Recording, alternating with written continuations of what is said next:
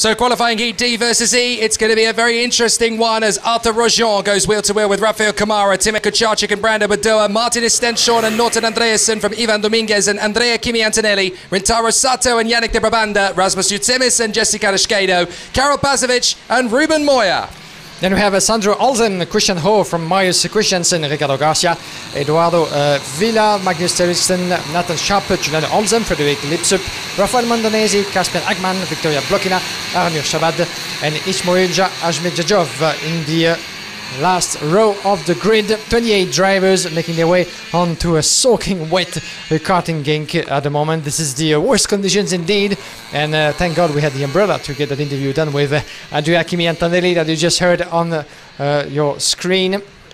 Good to have some news, of course, from Kimi Antonelli, and good to hear that he's recovering very, very fast indeed, getting back up to speed as it's shown already throughout this weekend. So this is going to be a tricky one. 12 laps to go through D against E, the qualifying heat of the OK senior class, and you can actually see the drivers already complaining a little bit or asking themselves, okay, in what order should we go through this one?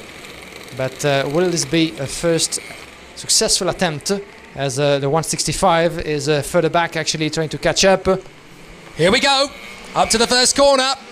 And that is Timo Kucharczyk holding his own to the first corner because Rafael Kamara and Arthur Rojon are a spin there. That is Brando Badoa. The 126 has gone off at turn one, so Brando Badoa spins. Arthur Rojon, I'm not sure what happened to him, but he was certainly down the order because he wasn't on the front row of the grid. There is Arthur Rojon at the back of the field, spinning his way through, and we've got more spins as drivers are struggling to get themselves through the first few corners. And that is the 185. That's Marius Christiansen, the hero of the hour earlier on. But Marius Christiansen now spins. Unfortunately, normal service is resumed as he finds himself in trouble down at the lower part of the course. Double wave yellows as he desperately tries to get himself back together. Marius Christiansen trying to salvage his dignity there, but he's out of the race. What a shame. Brando Badoa has got going again, but he is down at the back of the field. And so now it's Timo Kucharczyk who leads the way in front of Rafael Kamara. And this is such an important race for them all to win because they know how slippery the conditions are. Rafael Kamara has a look on the inside of Timo Kucharczyk. That's where he places the Kubica kart. And as they come onto the main straight once again, it's all looking good for Timo Kucharczyk. And lap one completed, and let's have a look at the gaps. Timo Kucharczyk 2 places up, 3 tenths in front of Rafael Kamara, Stenshorn, Antonelli, Ivan Dominguez. By the look of it, it was very brief, and the 145 is being overtaken at the moment. This is happening further back. Giuliano Olsen being passed by Karol Pazovic, the 119 for 12 positions. But I think it was very brief, but I think that Ivan Dominguez had a bit of a push. Hopefully not a front-fairing issue over there in the quite agitated mix of the field in the opening lap. But at the moment, Kucharczyk, the Polish driver driving the Robert Kubica chassis, trying to find his way and keep the positions in the wet. Of course, such a slippery track, and there goes through Rafael Kamara. The young Brazilian likes the wet, he likes the rain. And he's shown this, of course, on numerous occasions before. But once again, the Czech Republic driver is putting himself up a position in front of the lead. So Kamara in front, Kucharczyk in second, Martin Stenshorn in third, being chased by Andrea Kimi Antonelli in fourth place. Antonelli making up 4 positions already from the third row on the grid. So quite a good start as well in this qualifying heat for the young Italian. Dominguez in fifth, following by Josimi, Sato, Villa. Let's have a look at the gaps as they come across once again. The start finish straight, I was going to say in front of us, but we're actually in front of the start finish straight in the middle of the track. But at the moment, Stenshorn was overtaken by Antonelli. So Ruben Moya is pitting in. Sorry, Ruben Moya is pitting in. His race is over as well now as the rain intensifies again. It's getting very heavy indeed out there. And Andrea Kimi Antonelli has got a mechanical problem flag. Technical flag, and it's because we think his bumper might be out of position. Either that or his chain guard has come loose or something, but certainly something there is amiss for Andrea Kimi Antonelli, and he has a technical flag. That is a disaster for the 101, the reigning European champion. Andrea Kimi Antonelli is going to get a technical flag. What a disaster for the Italian. And there is one of the Paralins out of the race. That is the 146 of Onur Shabdur of Kazakhstan. But it is a big problem for Andrea Kimi Antonelli. The reigning European champion is going to be out of the race with a technical flag. It's quite hard to see from a perspective, but is it the front fairing that actually might be declipped a little bit, or is it something else? But there is the confirmation. There it is. Yeah. And Andrea Kimi Antonelli, look, there was a little shake of the head there, I think. Yeah, because I'm not sure that he knows what that could be, actually. For him, maybe everything's fine, and I don't see... There's no reason why a mechanical flag would be given for front fairing, or maybe if it gets dangerous, or the position itself, but by the look of it, the front fairing seems to be all right. But very, very concerning about what could be wrong with Antonelli in this case. But I guess that the officials and marshals have seen this better than we did, despite the fog, despite the wet, and despite the rain on track. But Antonelli is still very much in this race. Will he stay on, as he didn't seem to agree, of course, with the decision? Will he stay on the track and risk, of course, a black flag? Let's wait, because he has within 3 laps to obey to the order of the officials and get back to the pit lane. But still fighting very much Antonelli with Kucharczyk, the young Polish, in second place. Rafael Camara, in the meantime, once again has been able to pull away from the rest of the field with a 3-second gap, taking advantage of the situation between Kucharczyk and Antonelli, fighting for second. Then we have further back in 4th place Martinus Tenzon, wearing the Charles Leclerc colours, of course, of his Birla chassis. Ivan Dominguez, Rasmus de Chimis, that's your top 6, followed by Villa, Carrasquedo, Yannick de Brabander, Rintaro Sato. That's your provisional top 10 in this qualifying heat. After this one, we'll switch once again back to the juniors, and 2 more heats for the Oka class in this very wet afternoon of racing in Genk. Rafael Camara, the fastest on track, with not much of a surprise there, considering that the Brazilian has no one else in front and no one else as well behind. 2.3 seconds, quite easy enough to put up qualifying laps, even though you still need to be careful in those conditions. Anything could happen, and you don't want to throw an easy victory like this in the bag. We're still keeping an eye on Andrea Kimi Antonelli, because he keeps on going to this race, as he just, in the 165 from Birlart, unfortunately is going to have to retire. Can he get back? Yeah, this is indeed Ajmika Joaev, unfortunately, was dropping a couple of positions in the meantime, but he tried to get his engine going again, but he won't actually be able to join in this race. Well, so another retirement. Here comes Andrea Kimi Antonelli. Finally, he calls it day over. Well, what a shame. We don't know exactly what the situation is for Andrea Kimi Antonelli. He won't know what it is either until he gets out of the car. But a very hesitant and irate Italian. Unbelievable. What a shame. And that really has caused him a major problem. This is going to have to be the way things are looking. This could well be his drop round, because there's a struggle that he may even make it into the final at this rate. The European champion from 2020 may not even make the final. That is a stunning shock if that is the way it's going to go. Great racing in the wet, but one man definitely no longer in it. Rasmus Utsemis dives up the inside, and it looked as though there was going to be a big lunge from Eduardo Villa down the back straight. Villa keeping his foot in, Villa to the inside, and takes the place. Nicely done from Eduardo Villa. He gets both men in one fell swoop. So Rafael Chavez Camara holding on in front of Timo Kucharczyk and keeping the lead. Nice job from him so far. Yes, indeed. Camara clipping the curve very smoothly. 4.3 seconds. Kucharczyk in second. Tenzon in third. Then we had the 3-driver battle. Look at that! It's almost 3 side by side into turn number 9.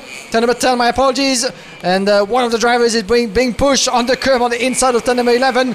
What a great racing that is. But in the meantime, I think that Jutimi has been able to get himself up from the rest of the field. Let's have a look at the classification and the order as they come across. The start finish straight. This is lap number 7 completed. Jutimi is up into 4th, the CRG driver in front of Villa. The Brabander, Dominguez, Noto Andriansson as well, dropping 2 positions in the mix. And watch out, making their way into turn number 2 and 3. A very tight sector as the 151, the Paralin driver, Carrasquedo, is trying to find a bit of a space over there, but it's not an easy task, that's for sure. Ivan Dominguez, the 148. Yannick de Brabander, no, sorry, that's Ivan Dominguez indeed. The Brabander, 148, 142, the young Belgian of 30 years of age, just going through Azzy. Quite hard to see, but on turn number 6, the 1 to 3 of Rasmus Uchimi is having a hard time defending against Eduardo Villa. He's battling all over the place into the upper part of the mix. Beautifully made, the 112 going through. This is Norton Andriansson forcing his way through in turn number 9. Watch out for what's going to happen, but beautiful skill, driving skill put together by Norton Andriansson, who saw the opportunity, the wall racing driver. He took advantage of the tussle and really and a bit of a problem for one of the RFM driver, the 153. Let's see who that is. This is Rintaro Sato. This will be a retirement from Rintaro Sato. Unfortunately, the young Japanese living in Britain who will have to retire from this race as we get a near checkered flag and still battling all throughout the field with Juchimis, Villa, De Brabander, the young Belgian that has been collecting good and strong results over the years in the supercar category that we had not seen at this stage and at this level for quite a while. But what a race that is!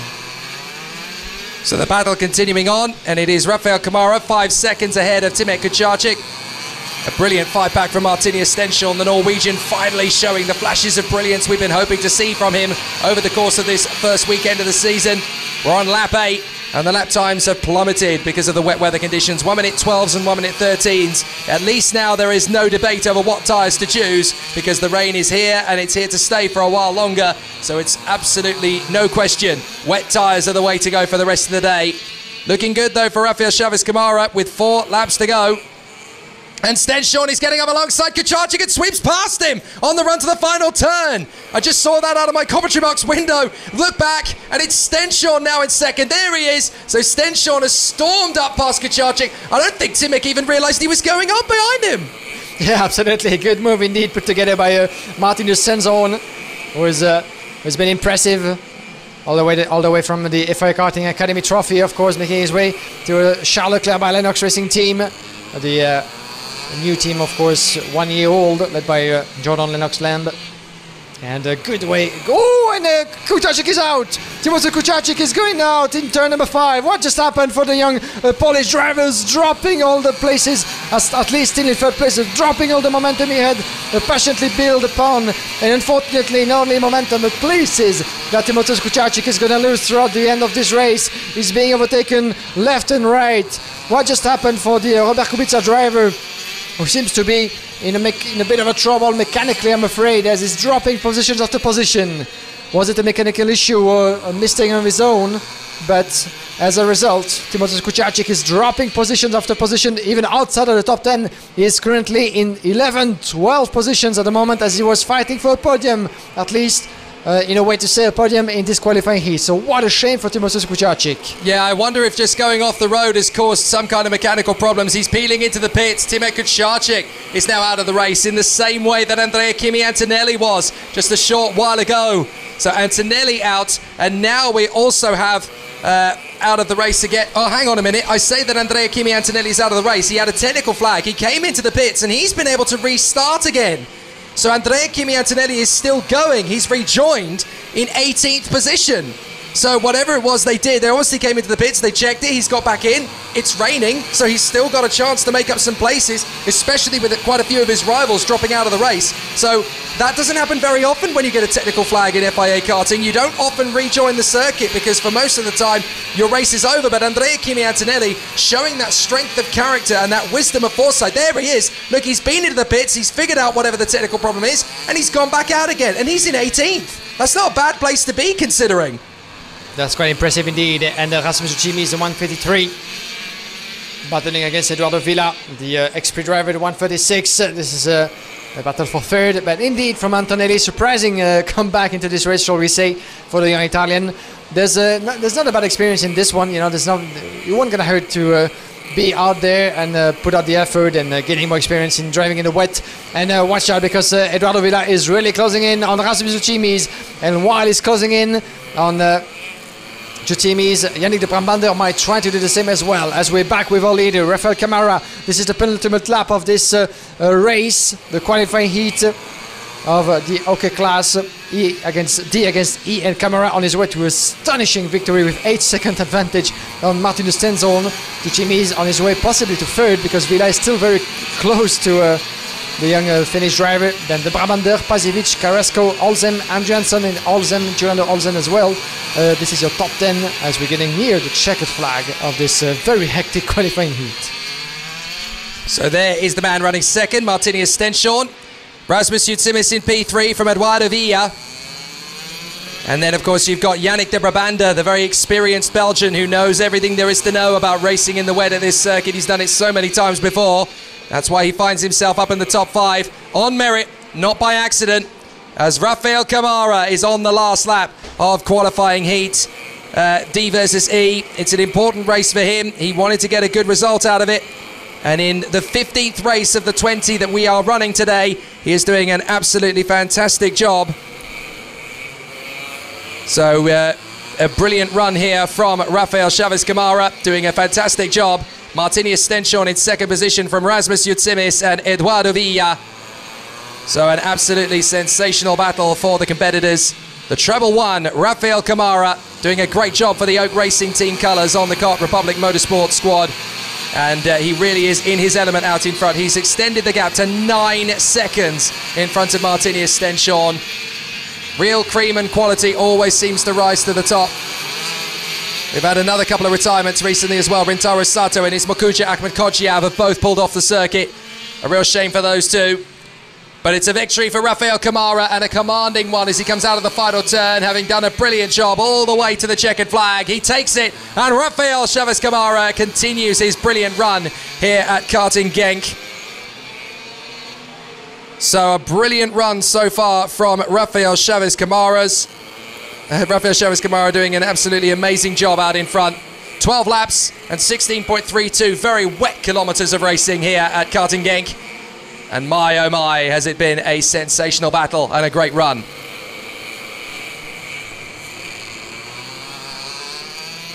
So a sensational race for Rafael Chavez Camara. Martinius Stenshorn second, and Eduardo Villa snatched third position in the final lap in front of Rasmus Utsimis. The Italian once again picking off rivals and taking names. Oh, we've had a shunt on the final lap. We've had a kart come off into the barriers at the start-finish line. Rasmus Utsimis fourth behind the top 3. Yannick de Brabander and Karol Pazovic. Jessica Risquedo and Sandro Hotzem. Giuliano Hotzem and Norton Andreasen. Christian Ho and Nathan Sharp. Ivan Dominguez and Ricardo Gratia. Brando Badoa and Andrea Kimi Antonelli. 16th after all that. Rafael Modenese and Caspian Hagman. And then we have Victoria Blakina in behind at 18th place, from Arthur Rojon and Frederic Listrop. I think we had Rafael Modenese going into the barriers at the end of the race there. So Modenese, yeah, it is the 116. Rafael Modenese's car has had a shunt on the way to the finish line. Timi Kucharczyk, Rintaro Sato, Ismakuja Akhmedkodjiav, Arno Shabdor, Ruben Moya and Marius Christiansen all out of the race.